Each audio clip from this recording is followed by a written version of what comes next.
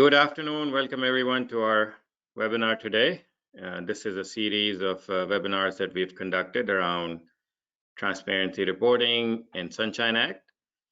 And this third episode, we're focused on gaps and issues, things that you may encounter as you get your report ready for submission.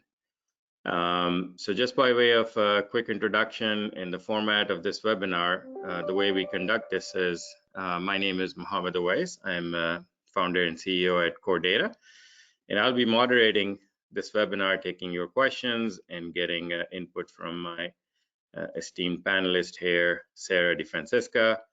I've known Sarah for a very long time, and she's been in this space of life sciences compliance for more than 15 years, advising as an outside counsel to a variety of organizations around their issues in regulatory compliance, FCA, anti-kickback statute, you name it. She has a huge breadth of experience in this space. So very excited to welcome Sarah again. I know you might have seen her in the last few episodes already.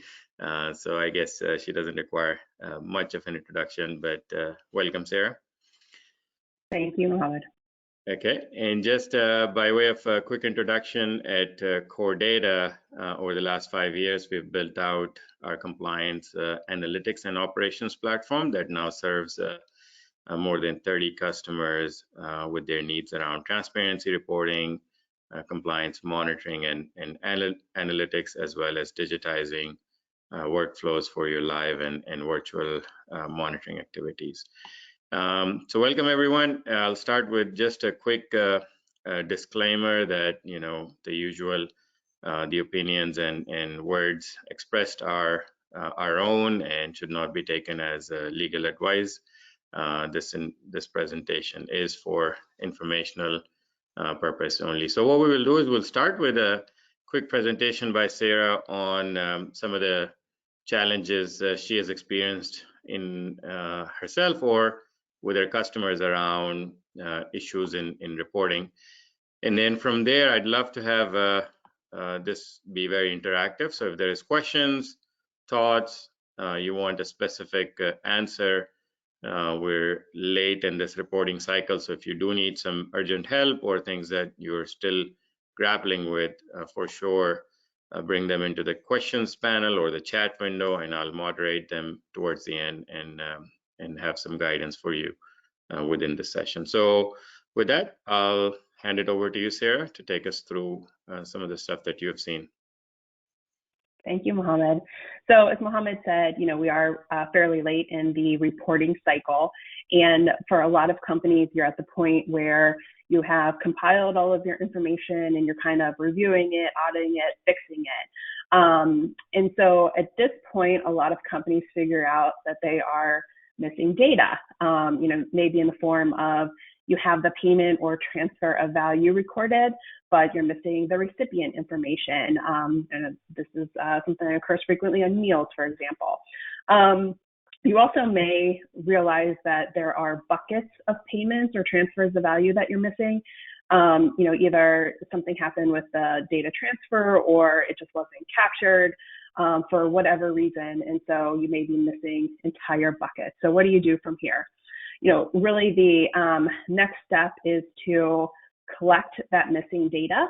And that may include working with various systems to get information. It also may be a more manual process, including going back to sales reps and other company employees to say, okay, you have this meal, but we're missing information. You know, tell us who was at this meal or who was at this event. Who is responsible for this, you know, transfer of payment so that we can report it. You know, oftentimes you also get issues with matching. So if, you know, put in Dr. Smith, there might be, you know, a significant number of Dr. Smiths, and depending on the way your systems are set up, it may be difficult for you to determine which is the correct Dr. Smith to report. So these are all different types of issues that pop up at this stage. But I think it's important to collect the missing data as much as possible, to correct the data, and, you know, have it ready for submission, you know, a month from now, But this, is not a process that kind of stops, a month from now. It's how do we continue to improve the data? We all know that the next step is the dispute process. So this may require yet another round of going through this cycle of reviewing the data, collecting missing information, fixing the data that's being reported, and in certain circumstances, recertifying those corrections. And then I think the last step in this cycle, and again, this is not a one and done, this is a cycle, is what sort of program enhancements do we need to make so that this issue does not continue to reoccur? It may be enhancing our Concur system to better capture attendees at programs or meals, or to better identify the specific attendees.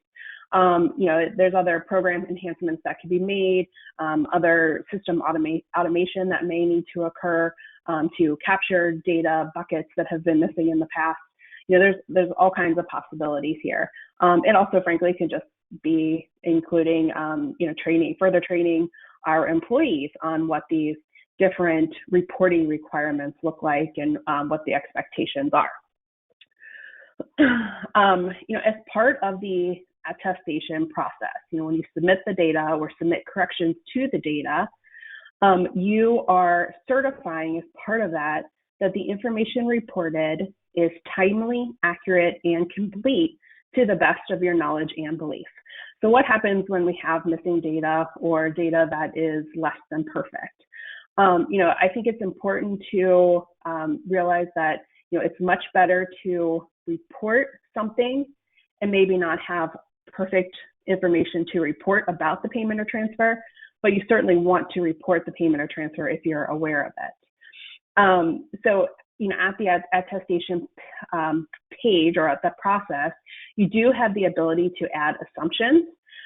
So if you had to make reasonable assumptions related to specific payments where, regardless of your best efforts, you just, are not 100% certain of their accuracy, this is a place to put in those reasonable assumptions, any other methodologies that you use to report the data, all of this so that you can kind of disclose what it means when you certify that you have reported timely, accurately, and completely to the best of your knowledge. Keep in mind that the statutory penalties under the Sunshine Act, there is the CMP, the civil monetary penalty, for failing to timely, accurately, or completely report a payment. And that's up to $11,766. That's the most current amounts that have been provided. And that would be up to $176,000 per annual submission in the aggregate. You also have a second type of CMP, which is up to $117,000 currently with inflation. And this is for knowing failure to timely, accurately, or completely report a payment. So if you run into an instance where you know that you have a payment and for whatever reason you do not accurately and completely report that payment, this would be kind of the CMP that would be triggered. This is up to 1.1 per annual submission in CMPs. And these two can be combined for a current maximum annual penalty of $1,353,133. And of course, that's regularly adjusted for inflation. So what if we don't have the data? Again, make a good faith effort, go back and find the documentation, go back to the people who are responsible for the payment or transfer, and do your best to obtain that information. You may also want to consider whether you get some sort of certification or attestation from that individual that the supplemental information that they are providing is accurate and complete to the best of their knowledge, in order for you to kind of bolster your confidence in making the attestation at the end. Number two is, if you need to make reasonable assumptions, but document them and consider whether to include them in your annual submission. The third thing to think about or to do is to document and then document some more and then document some more. Whenever we're dealing with issues, fixes, discrepancies, we want to be in a position where if someone asks a question about the data that was reported, a year from now, 5 years from now, that we're able to identify what the issue was and how we fixed it. So document everything, document your assumptions that you made. This just makes life for everyone much better if there are questions down the line. Fourth, again, prevent those reoccurrences. What system improvements, what policies, procedures, training, et cetera, can we make so that this does not continue to occur in future reporting years? And then the fifth is depending on the circumstances, depending on what the situation is and what we're dealing with here, the option or the consideration of whether to self-disclose the failure to accurately and completely report the information. And, when we're dealing with transparency, there's some ability to provide self-disclosures in different ways. So this is certainly something that you'd have to visit with your counsel on and figure out, number one, is it the best avenue for you based on the circumstances? And number two, if we're talking about the Federal Sunshine Act or individual states, what's the best way to make that self-disclosure? Okay, so just a couple of examples to run through. These are recent settlements related to transparency reporting. So the first one, kind of dealing with the open payments program is Medtronic. This is from October of 2020. And in this situation, it was a failure to report certain meals and social events that occurred at a specific restaurant that the company knew was owned by a physician. And so the company ultimately paid $1.11 million related to the open payments program. So again, when you're reviewing the data, auditing the data, you want to make sure that you're able to accurately capture and report all of the data that's available. Second example I just wanted to highlight is Medline. So this is actually a state transparency reporting settlement with the Vermont Attorney General. And this resolved allegations that the company had violated the state gift ban law and failed to submit annual disclosures. So with regard to violating the state gift ban law, one of the things that may occur when you're auditing or monitoring the data is that you realize that you have captured information and you're able to report it at the federal level under the Open Payments Program, but perhaps the payment itself has violated a equally applicable state law. And in this particular instance, the company self-reported the information to the Attorney General after its compliance officer had identified the issue. So the resolution included paying $64,000 in fines. They had to promote reporting violations to the compliance hotline, including violations of transparency reporting requirements. The resolution also provided for mandatory corrective action and 8 hours of compliance training if any future offenses arose. So if you are thinking about how to fix issues going forward, those program enhancements, this is just one example of what the state of Vermont AG thinks is appropriate program enhancements.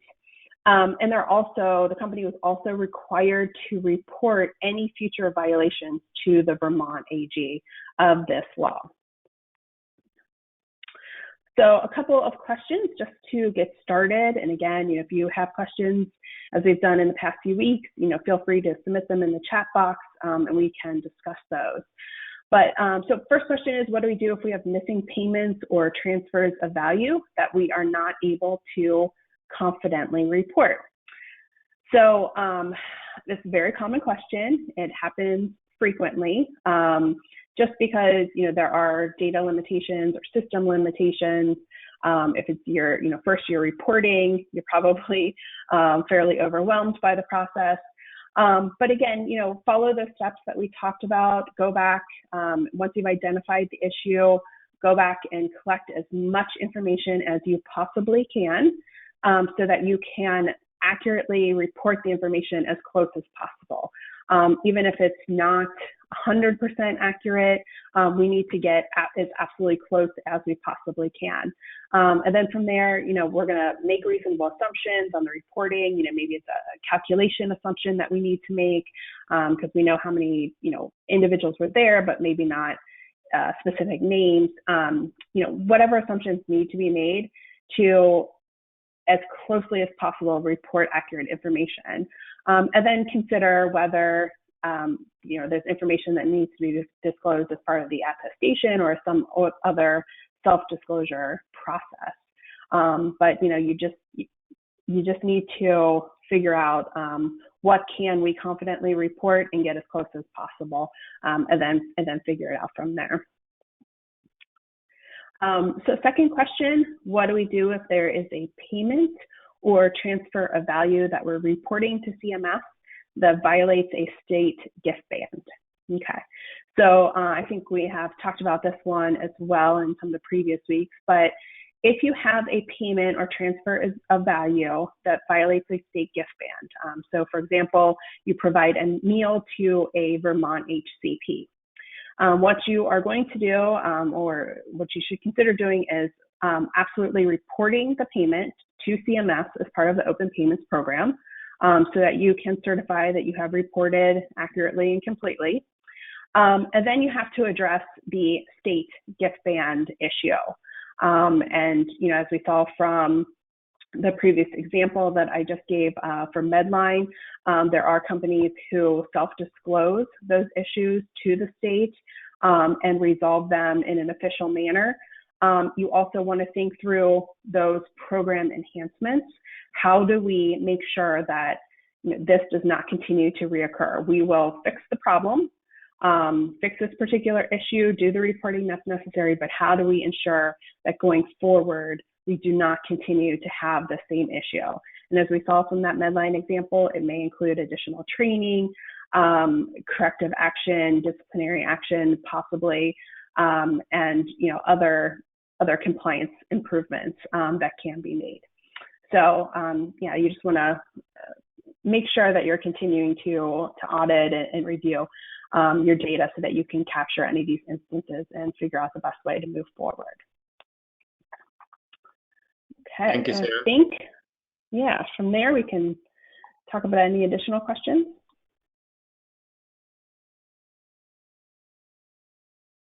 I do have a couple of questions. So you talked about Medtronic and I guess the fine related to open payments.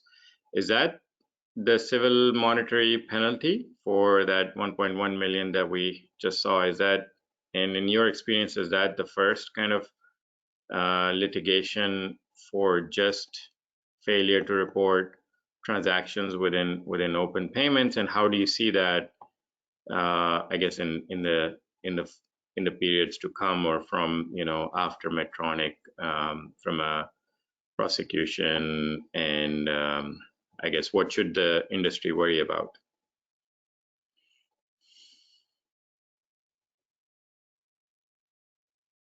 Mohammed, I'm muted. Okay. Okay. Are you, yeah, I'm muted now. Okay. Yeah, I was muted. What happened, but okay, no problem.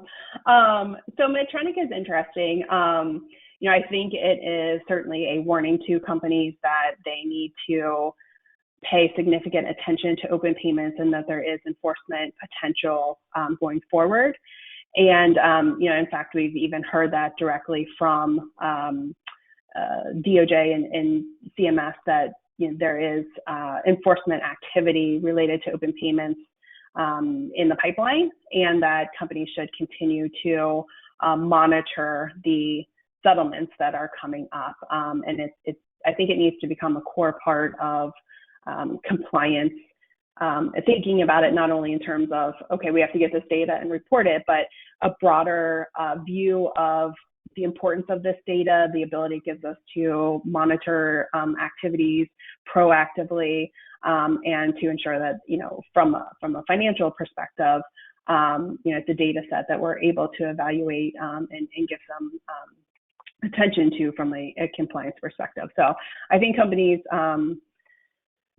it's one of those things that, it's appreciating that there are CMP penalties for failing to accurately and completely report the information, and doing everything that we can to try to comply as completely as possible.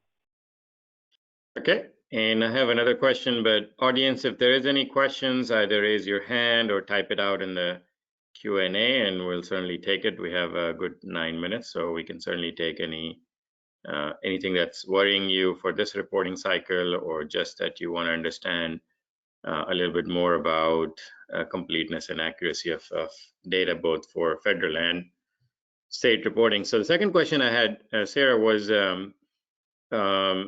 you showed an example for the Vermont gift ban, and I know there's something similar in Minnesota, which is an aggregate limit of $50 per HCP. Are there other states where there are regulations prohibiting or putting limits around physician interactions, and more specifically transfers of value?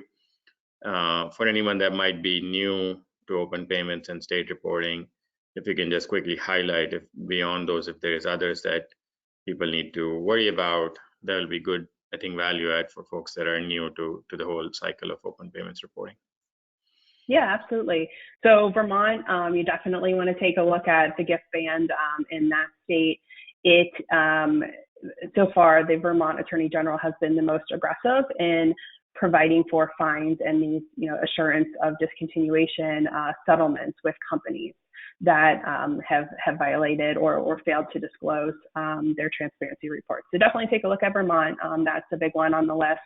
As you said, Minnesota similarly bans certain gifts and transfers of value and places limits on others. So that is one that also needs to be coordinated with the federal level. Massachusetts similarly, prohibits and limits some gifts and transfers of value. So that also needs to be coordinated well. And then there's several states that have limitations depending on who you are working with. So, if you may interact with a formulary committee for the state or some sort of advisory board for the state, you may have additional limitations, may not be able to disclose or provide payments to those specific individuals. So that's another one to keep on the radar and to take a look at, Vermont and other states where a specific committee cannot be given any gifts or transfers of value. And then I think the other one I just, want to mention, it's not a specific state, you're not exactly reporting to them, but any government employees, including VA employees, doctors at a VA facility, for example, they have the government ethics rules and obligations.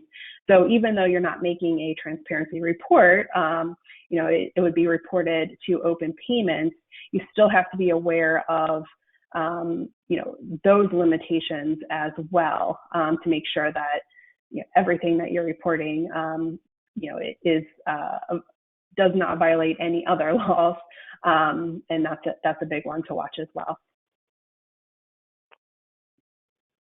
Okay, fantastic. So I guess last chance for the audience members, if there is a specific question that you'd like Sarah to highlight, or if you have any additional thoughts or questions.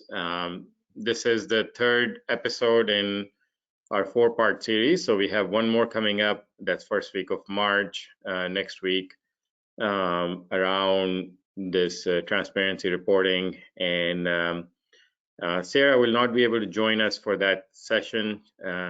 She's moving on to different role in a different organization. So good luck with that, Sarah. But we will be here, and that session will certainly be conducted, and we'll have additional experts available for that Q&A. So if there is anything that comes up in the next 30 seconds, we'll take it. Otherwise, we'll give you 5 minutes back in your day. Unless, Sarah, if you have anything else to add? I think the questions I had from the presentation have already kind of sent your way. So last 10 seconds or so, if anyone has anything, just raise your hand or ask in the Q&A. I guess, Mohammed, while we wait the last few seconds, the only other thing I would kind of throw out there is, if this is your first time reporting, you may be panicked by what you're seeing in the data. Rest assured that you are not alone. This is very common for companies to struggle, particularly with their first report. Just make the effort, every effort that you can to get as close as possible, and then make those fixes for future years going forward. So hopefully these issues will decrease over time, but be confident that you're doing what you're supposed to be doing, and don't feel alone in the battle to comply with these laws. That's a great point, Sarah. I think it's all about starting somewhere and then continuously improving, and with the intention and the effort to do the right thing, right? We want to make sure that we're not intentionally hiding anything or removing transactions that really should have been reported in the first place. So I think that's Absolutely where it all starts. Good stuff. So thank you everyone that participated today. Hopefully the session was valuable. We will have another session next week, and certainly look forward to speaking with some of you here, and of course additional attendees. And if you have questions, do come prepared or send us in advance. We'll be happy to take a look at it. Again, these sessions are meant to be open and dialogue, and we're happy to have any questions or any thoughts that you need help with before your submission end of March. Once again, thank you, Sarah, for making the series very, very valuable for our audience members, and we wish you best of luck in your new role in-house in the industry. Thank you, Mohammed. Appreciate it. All right. Thank you, everyone. Take care. Bye-bye. Bye.